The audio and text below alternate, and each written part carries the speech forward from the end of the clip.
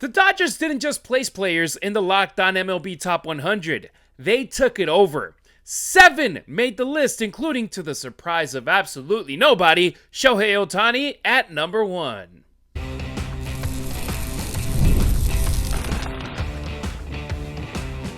You are Locked On Dodgers, your daily Los Angeles Dodgers podcast. Part of the Locked On Podcast Network, your team every day.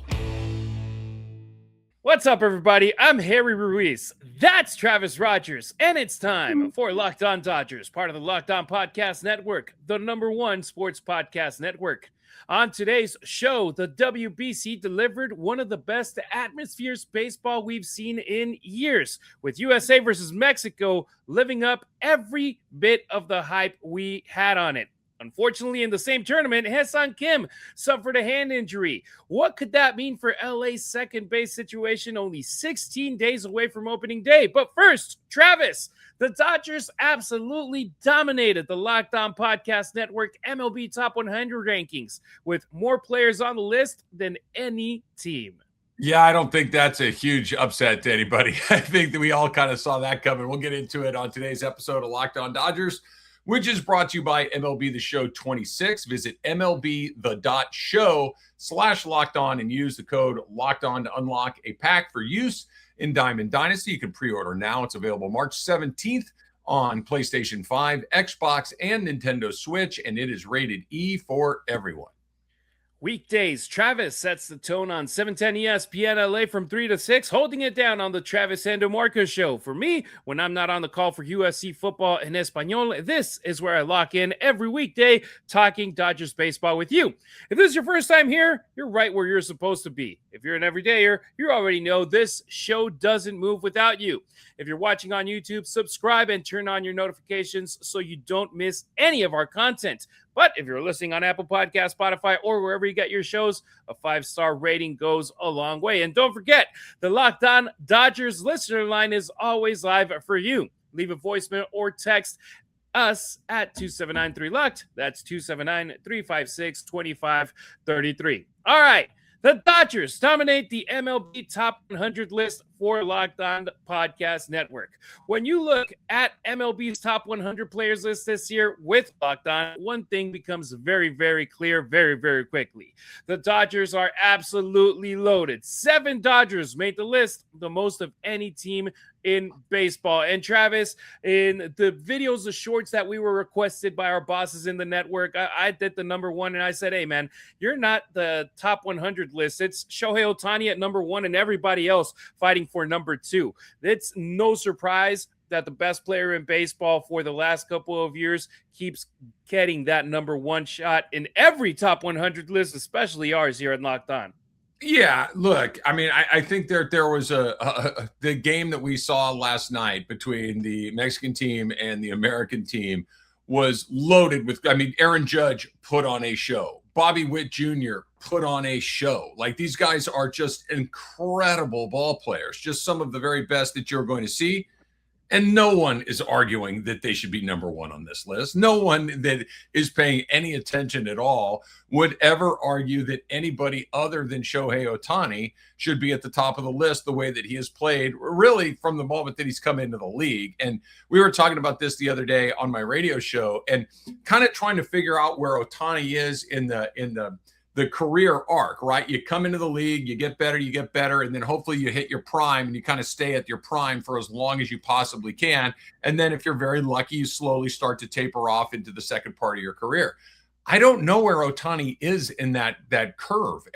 He's still getting better. As crazy as it is, the last 2 seasons are clearly the best 2 seasons that he's had in the major leagues. And neither one of those seasons were really with him fully unlocked as a pitcher. We're going to finally see him fully unlocked as a pitcher this season. What does that look like? I don't know if it's a Cy Young. I don't know how many starts he's going to make, but I can't wait to see it. So he is the easiest choice. Like, if we were doing this in the NFL, we could go 100 rounds and not agree on this. If we were doing this in the NBA, we could go, you want Luka, you want SGA, you want Jokic. We could go around and around and around. In baseball, we're done after 1 second. It's Ohtani and the conversation is over. There's debates in every sport. In baseball, there isn't. It's like Judge is an incredible player. He's number 2. He isn't Shohei Ohtani. He can't do all the things that Show does. He's not stealing bases when he's not pitching. He's not doing 50-50s in batting and running, or in batting and pitching. It's just out of this world. He defies logic, and Shohei Ohtani absolutely deserves being number 1 on this list. Then in the top 10, the Dodgers have another player, and it's Yoshinobu Yamamoto coming in at number 9. And Travis, I love it, and I'll give a lot of props to our fellow Locked On Podcast Network baseball host that they gave Yoshi a top 10 finish after what he did in the postseason last year. He had a great regular season. It was really good, but to be able to top Paul Skeens, it's going to be tough right now. But then Yoshi just took over in the postseason, pitching a pair complete games. And in the when the lights were the brightest, he was shining brighter than anybody else. And he put this Dodgers team on his shoulders when this team needed him. So giving him number 10, I love it. Yeah, number 9. Sure. Being inside the top 10, I think is exactly where he should be. I think that there's an argument that maybe you could slide him a spot or 2 higher, but it feels like he's about where he's supposed to be. I think that the further we get away from the 2025 World Series, the more we're going to appreciate what it is that Yamamoto did. Like we're always going to remember Miguel Rojas's home run. We're going to remember the play at the plate where Will Smith got his cleat back on. We're going to remember that Will Smith hit a home run in the 11th inning to actually win the game, like all of that.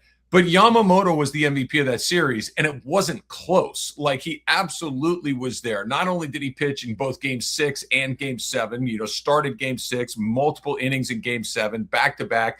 He was getting ready in the bullpen in that crazy Game 3 that went 18 innings. He was probably going to be the next guy into that game if the Dodgers weren't able to win that on Freddie Freeman's home run in the 18th inning. So he is one of the best pitchers in baseball. Like you said, Skeens and Skubal and these other guys, they're on a level that's probably their own right now. But Yamamoto is getting closer, and who knows what 2026 has in store. Because if you told me that you saw the future, Harry, and Yamamoto was the best pitcher in baseball, I wouldn't call you a liar. I think that's certainly a possibility. 4 World Series wins under his belt, and he's barely 2 years into his major league career. It's ridiculous. So I want to check the top 10 first before we go into the rest of the list for the Dodgers. Shohei Ohtani, number 1. Aaron Judge, number 2. Paul Skeens comes in at number 3. Bobby Witt Jr., number 4. Tarek Skubal, number 5. Juan Soto is 6. Cal Raleigh is 7. Jose Ramirez, 8. Yoshinobu Yamamoto, 9. And Vladimir Guerrero Jr., 10. Thoughts, Travis? You like it? The only one in there that made me kind of go, is Soto. And Soto's a great player. Don't get me wrong. Like Soto, the way he gets on base, he can hit, he can do. Juan Soto is a terrific, terrific player, but Juan Soto is really one-dimensional, right? Those other guys, I think, impact winning a great deal more than Juan Soto has. Juan Soto's been on some good teams. Padres were good when he was there. He went to the World Series, won the World Series with the Nationals, went to the World Series with the New York Yankees a few years ago. But when he's asked to do it relatively by himself or just to kind of be the anchor of these teams, it feels a little different. I'm not trying. I think he's about where he should be, but I would push him further towards the back of the top 10 than in the middle. That's the only one. And his defense is definitely sus. So yeah, we'll definitely keep that in mind. Let's keep on rolling with the Dodgers players on the top 100 list. Kyle Tucker is coming in at number 19, the massive addition in the offseason for the boys in blue. He's a complete player, power, defense, on-base ability, and now he's adding that skill set to an already loaded Dodgers lineup. So this is the third player in the top 20 for the boys in blue. Some people are saying he's pretty high, too high in the opinion of some. Travis, 19, the third Dodger on this list before playing in his first game for the boys in blue in the regular season. Yeah, we'll see. It does feel high to me, if I'm being honest.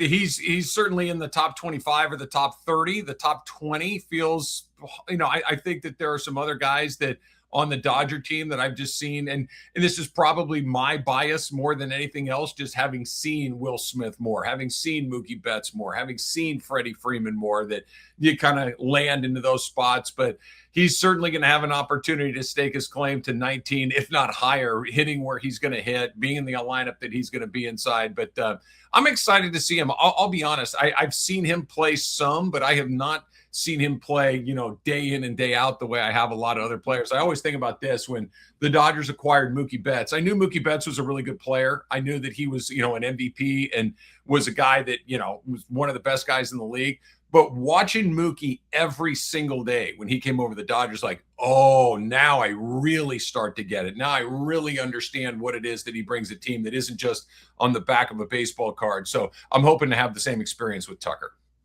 All right, let's go now with the familiar faces. Freddie Freeman, 21. Mookie Betts, 23. Two players who have been the backbone of this franchise now for years. Freddie is consistent. He's a stable presence. Meanwhile, Mookie had a down year, but the hope is that, hey, he can keep an elite level even in the second half of that massive contract he signed with the Dodgers. Definitely two top 25 players when it comes to Freddie and Mookie. And it's like a big credit to them where it's like the later phase of their career, and they're still up there considered by experts as some of the top 25 players in baseball. And I think that's about where they should be. I think that the really interesting one is Mookie. Mookie, if we're doing this on his career, feels like he should probably be a little higher. If we're doing this on his season in 2025, it feels like he should be much, much lower. So I think you kind of put those things together and you get what you get where he is. I'm excited to see what he's going to have in 2026. Freddie Freeman might be the most consistent Major League Baseball player I've seen in the last 15 years or so. He shows up every year. He hits somewhere around 300 or 310. He's going to hit somewhere around 25 home runs. He's going to hit somewhere around 40 doubles. He's going to play a really good first base. He's going to run the bases really well. He is just as rock solid as they come. So, put Freddie Freeman in the top 25 from here until the end of time. No doubt about it. Then there's Will Smith, number 27. And honestly, you can make the argument that he might still be underrated nationally. Of course, Cal Raleigh, he's the only catcher on top of Smith in this ranking. And deservedly so after last season. But I wouldn't be surprised, Travis, if after the 2026 season, it's Will Smith having that title of the best catcher in baseball, especially with the way that the Dodgers lineup is stacked. It's like, well, one guy that can take big advantage of it is the Fresh Prince. Yeah, no, he's great. I mean, like we talked about, he hit the home run to win the World Series for the Dodgers. And I think that he's a victim of a couple of things. Number one, he's on a team that's got, a billion good players. So it's hard to stand out in an environment like that. And the other thing, this is not a criticism, this is just a statement of fact. He's incredibly understated. Like he just doesn't really say much at all.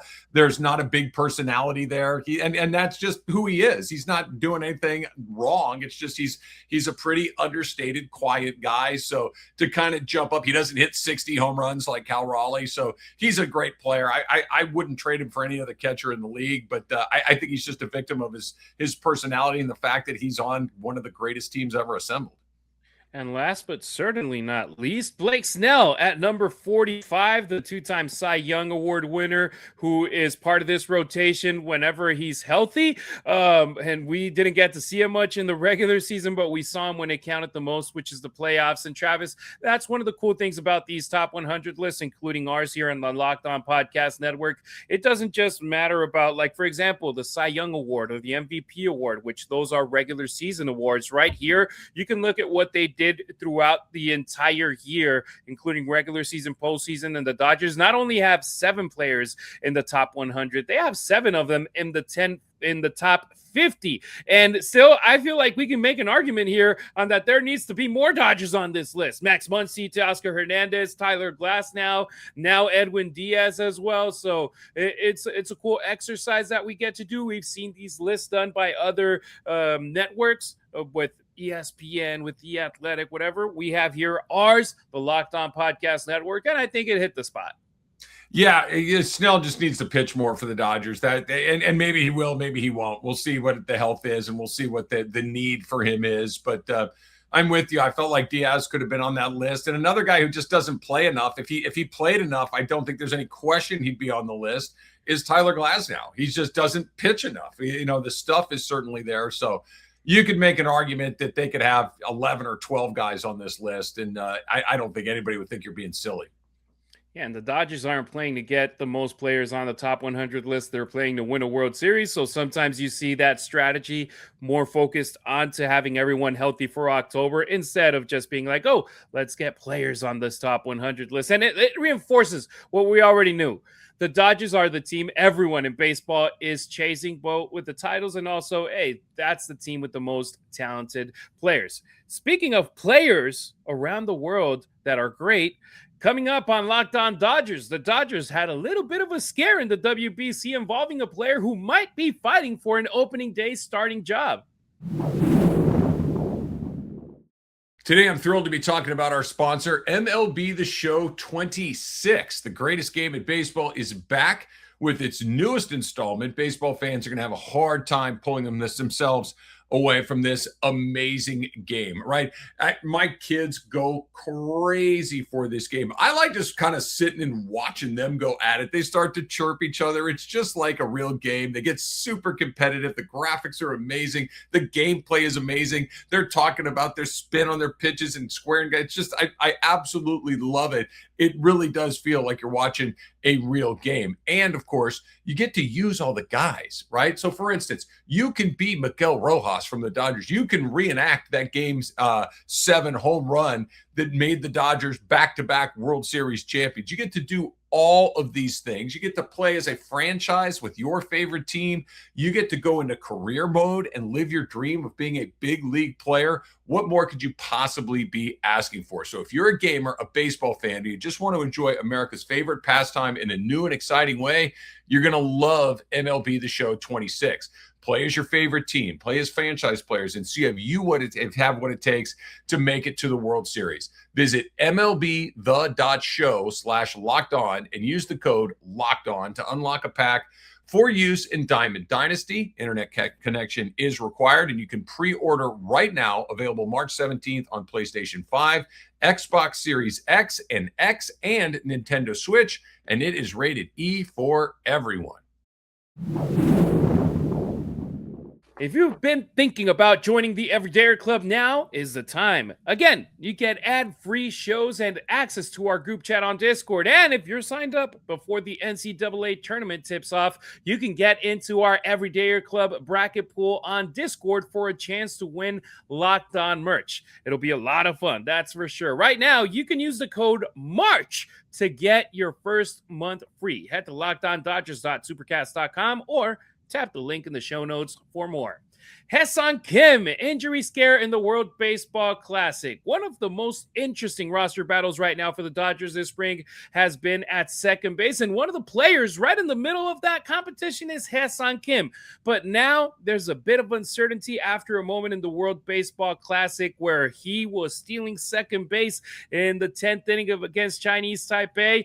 And that aggressive play, he ended up injuring his hand. Travis, we still don't know the gravity of it. We don't know how much it's going to affect them the rest of the way. Congrats to Korea. They made it to the next phase, so they will be playing in the quarterfinals here very soon in Miami. But right here, it goes to the argument of people saying you shouldn't be playing in these tournaments that are going down right before a season. It's a possibility that you get injured. A counter argument, injuries can happen in spring training too. Yeah, I was going to say that. That's just silly. That if you're playing, you could get hurt, whether it's in a WBC game, whether it's in a spring training game. You could be in the batting cage and take a bounce off of a pole and it ricochets back. And guys get hurt. If you participate in athletics, there are chances for injuries. There is no perfect environment that is going to prevent you from not getting hurt. The only way you don't get hurt is if you don't play, and guys need to play. And look, I hope it's nothing. I hope it's small. I hope it's just one, a little bump or a little bruise, and he comes right back and he doesn't miss any time. And that's ideal. I think that I would hope the same for every player on all of these teams, on every team. You want to see the best players play, but the Dodgers, fortunately, have built a roster that's able to withstand some bumps and bruises that maybe some other teams wouldn't be able to withstand quite so easily. So it stinks. I'm sorry that he got injured, and I hope that he gets healthy as soon as possible. But I don't think it's nobody's fault. It's just stuff happens when you play sports, and something happened to Kim, and hopefully he's back as quickly as possible. And if it isn't, then, well, you got Miguel Rojas, you've got Freeland, you've got some options that you can put at second base and still feel like you got a really good chance to win every time you go out there. Yeah, when Kim left to Japan to play in the World Baseball Classic, it seemed like he had the lead for the start at second base for opening day. This injury might be the reason why there's a break to be like, maybe that's not the case. But you already mentioned a couple of names that are solid options. I would add Santiago Espinal, too, who has been doing great things over in Cactus League action. Dave Roberts has already hinted that it would be hard to leave him off the opening day roster. How crazy would it be that when you look at the way that the Dodgers are stacked, including the 7 players in the Locked On Podcast Network Top 100 list, add Santiago Espinal at second base? It's like, wait, this guy wasn't even on the roster until like late February, and he's our opening day second baseman. That's the way the cookie crumbles, and it would still be a good option. And it could be one of those situations where it's like, hey, the Dodgers help him resurrect his career. He might not be sticking around for the long run. He could be sticking around for the long run. And that's what sometimes it's like, a preparation meets opportunity. And when those two show up at the same time, it ends up being great. Kim, we hope he recovers soon. We hope he plays for Korea. It's the first time since the inaugural tournament, Travis, that they make it out of the group, out of the pool stage. That's crazy. Yeah, it's funny. I think they're in that next group of teams. I think we know that the 3 heavyweights are the DR, the US, and Japan. Those are the 3 teams that you're like, okay, if any of them won, we'd be like, yeah, that makes a lot of sense. They are loaded. They are just abs. And then there's that second tier of teams. I think Puerto Rico is in that second tier. I think Mexico is in that next tier. I think that Korea is in that next tier of teams that getting to the knockout round is very successful. Now, we saw Mexico 3 years ago get within this close and knocking out Japan in the semifinals and getting to the finals. So those are that next group of teams. That Korea is in there. Not a huge surprise. I think that they've got you're seeing more and more Korean players in the American major leagues. The KBO is probably, maybe the 3rd best league in the world behind the United States and Japan. So that they're putting together a pretty good team is not a huge surprise. No doubt about it. And you brought up Puerto Rico. The Boricuas, they punched their ticket into the quarterfinals by beating Cuba. Edwin Diaz shut the door in the 9th inning, a perfect 9th inning, getting a second save in this tournament. So getting sugar out there, getting azúcar, and getting that energy pumped up, and Travis pitching in your home country in front of your fans for Puerto Rico and across the chest. I know that it's going to be huge when he's at Dodger Stadium in front of 50,000 people. That's going to be special, hearing the trumpets and everything. But doing it in the tournament for your country in front of your fans, I feel that that's like getting everybody even more hyped for the regular season. Yeah, it's just you can tell what it means to these guys. You can tell that just about every single one on every team, right? It's just that the Puerto Ricans, the Dominicans, the Americans, the Mexicans, the Japanese, like all, you can tell that it means a great deal for them to have the logo on their hat, to have the name across the front of their jersey. It is playing for something greater than just you, or greater than just, the team that may have drafted you or gave you the most money. This is something that you're choosing to do because you want to do it to represent your home country, and it's incredibly fun to watch. I like that it's every 3 years because it heightens the expectations and the fun and the anticipation. But it also one of those things like, man, I wish we could do this a little more often because the baseball is just really good. No doubt about it. And we will see more action over the next couple of days. U.S. versus Italy. And then on Wednesday, Mexico versus Italy. Might as well be a knockout game where the winner makes it through to the quarterfinals and the loser gets sent home packing.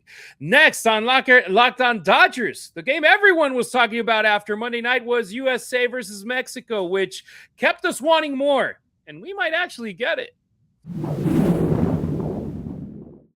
College basketball is nonstop, especially this time of year. We're talking big games, tight spreads, momentum swings every single night. And when all these conference tournaments are going on, which they are right now, early tip-offs, late night West Coast shootouts, there's always action on the board. And right now, FanDuel has given you a way to turn that energy into even bigger potential wins with a college basketball parlay profit boost, which means you can build any college hoops parlay you want. We're talking rivalry games, ranked matchups, whatever fits your mood, right? You can mix spreads, totals, player props to match how you see the slate playing out and get after it. Then you apply that profit boost and instantly bump up that potential payout. You can go big, you can go bold, you can go safe, you can ride with the team that you've been following all season long. It is your parlay, it is your style right now with more upside behind it. So head to FanDuel.com to get started. That's FanDuel.com. FanDuel, play your game.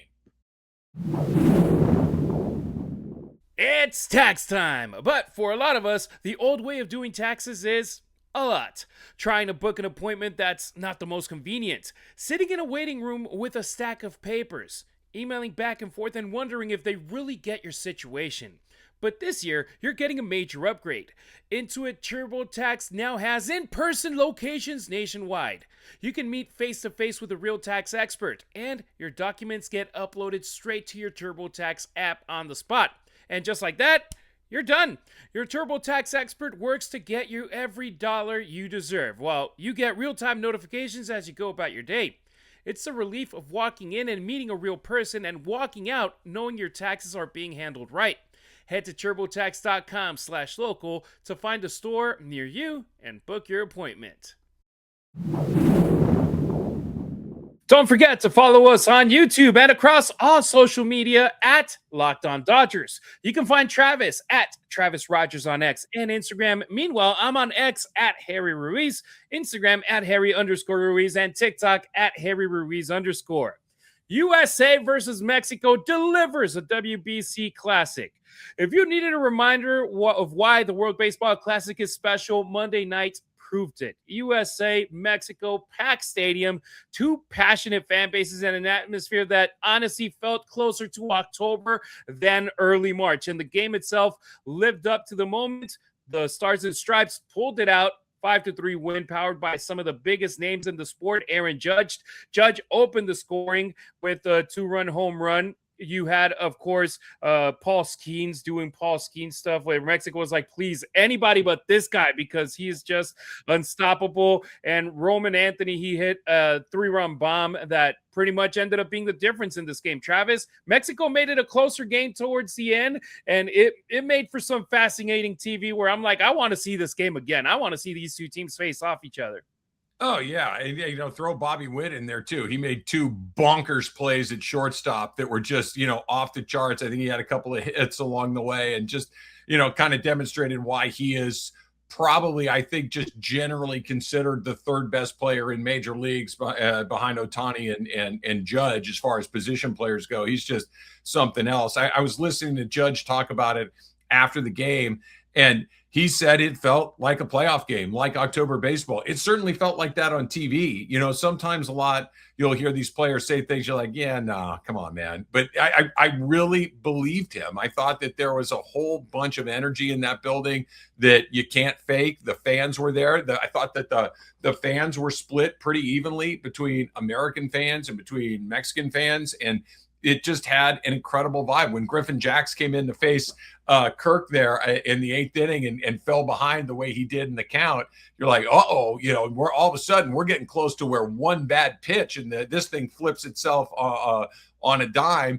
and instead he gets a double play. It reminded me a lot of the World Series where it's like that ground ball up the middle. You're like, oh, there it is. That step on second, go over to first base, end the inning, end the threat. So brought back some fond memories there for Dodger fans. But this tournament's great. I wish, and I know there isn't a way to do it, but I really do wish there was a way to play some series in the knockout round as opposed to just kind of one and done, because baseball doesn't really lend itself to one and done the way some other sports might. But I understand why they can't do it, but I just want more of this. It's like, hey, we're lucky we get baseball in the World Baseball Classic, even though it's not a best of 3, a best of 5, a best of 7. We'll take it in the knockout round, and it makes it feel different, and it differentiates from Major League Baseball. It differentiates from just having the regular postseason. It's different. It's a win and you're in, lose and you're out. That's pretty cool. And yeah, you brought up the Kirk double play. It was literally just replaying in my mind. This time, I didn't want him to hit into a double play because the game would have been even more interesting. Right. But it was like when he hit into it, I was like, dude, literally, this guy grounds into double plays in the worst situations. But one of the cool parts too, Travis, is like I love rooting for Mexico because I lived in Mexico for 12 years. So seeing these guys where you don't have a lot of stars. You got some guys that the last time they played in the big leagues was in 2022. You got guys that play in the Mexican league that is considered like AAA. You got a team that is missing some of their best players like Ramon Urias. They're missing Isaac Paredes. They're missing a lot of their best players because they rather stay with their big league clubs trying to earn a spot to continue making money instead of going and representing their country and potentially risking that opportunity of being in the big leagues. Meanwhile, you got Team USA filled with stars left and right. And it was a 2-run game all the way to the 9th inning, 5-3. And it was like, hey, man, you know what? It's David versus Goliath, and the surprise might end up happening. It didn't happen this time, and now everybody's rooting for some way, somehow, please, Mexico, make it to the finals so we can get these two teams facing off and make it happen. I know it's hard because Mexico, if they advance, it'll be as a second place in the pool, and they would have to play Japan more than likely in the semis, but anything is possible. Well, that's what makes this game so awesome, right? That baseball, I think you can throw soccer in there a little bit, but I think baseball is the one sport where the team that is undermanned can win a decent amount of the time, right? Like you think about it, like the Dodgers have the best team that we've seen on paper in a long time. The Dodgers are going to lose 50, 60 games next year. It happens all the time. Good teams lose to teams that don't have as many good players. One pitcher has a good day, you lose. One pitcher on the other side has a really good day and you lose. Like it's just baseball is a weird sport where the team that has less talent can win about 40% of the time. So all you got to do is get a seat. All you got to do is get a swing, get an at-bat, get a chance, and stuff can happen. And like you said, when Kirk came up the bat in the 8th inning there, you're like, hey, and Oliver Kirk not only is a major leaguer, he's a very good major leaguer. So, you know, he had an opportunity to put his team in a position to win the game. He just didn't get it done, but it's high drama. I love everything about it. And Travis, some people were arguing it's like Mexico shouldn't throw their best pitching at the United States. Save it for Italy. That one's going to be the game that determines everything, which it is going to end up being the case. But I love seeing it's like, hey, man, besides the pitcher that they got those 5 runs on, they didn't score against anybody else. They were actually giving they were going against Bryce Harper. They were going against Aaron Judge, and they were struggling against these guys that for most people, they were unknowns. And it's like, unlike the video that they have on every single major leaguer that over the last 5 years, some of these guys, they don't have those clips on to study and be like, okay, I'm going to go blind into this at bat and just be, my stuff is better than his. And literally 2 swings, Anthony and Judge, they were the difference in this game with those home runs. I just love being able to watch the World Baseball Classic, man. As a baseball guy that just was crazy about baseball, being able to turn on the TV at any time this last week and then the next week, it's really cool being able to see so much baseball. Let us know in the comments below. Who do you think is going to win the World Baseball Classic? Are you going with one of the top 3 dogs, like Travis said, U.S., Dominican, Japan, or are you going with an underdog? Travis, I know you're not in the prediction business, brother, but is it going to be underdog or somebody that's not a surprise at all that wins it? I just don't see how somebody gets through those 3 teams without getting beat. I just, those other 3 teams are better than the other. One of them getting knocked out, sure, you could beat one, but to beat 2 of them feels very, very difficult. And I think your champ is going to come out of those 3. I think if I had to place a bet right now, I think I'd take Japan, but not by a ton. I really can't wait to see it because best part about sports is we don't know what is going to happen. And with those 3 teams, I have no idea what's going to happen. Shohei had the day off. Japan already had advanced, so he didn't play in today's game, and they still were able to win. It was a close game with the Czech Republic all the way till the 8th inning, and then Japan absolutely took over, but it's going to be definitely fun, and we're going to be talking all about it here on Locked On Dodgers all week long. All right, that'll do it for today's pod. Thank you for making Locked On Dodgers your first listen of the day, and thank you for making Locked On the #1 sports podcast network. We'll be back tomorrow, Wednesday, and we're going to start diving even deeper into this top 100 list for the boys in blue. We talked about the guys that made it. Let's go with the guys that didn't make it and why they were meant to be in that top 100 list. If you never miss an episode, the Everydayer Club is built for you. Get Locked On Dodgers at free, plus members-only Discord access and more. Head to LockedOnDodgers.supercast.com to join the club. For those of you on video, we send you to the first ever 24/7 National Locked On Podcast Network YouTube channel. On audio, make sure you make your second listen Locked On Fantasy Baseball as you gear up for the MLB season. We appreciate you riding with us. Until next time, keep it real, keep it Dodger Blue.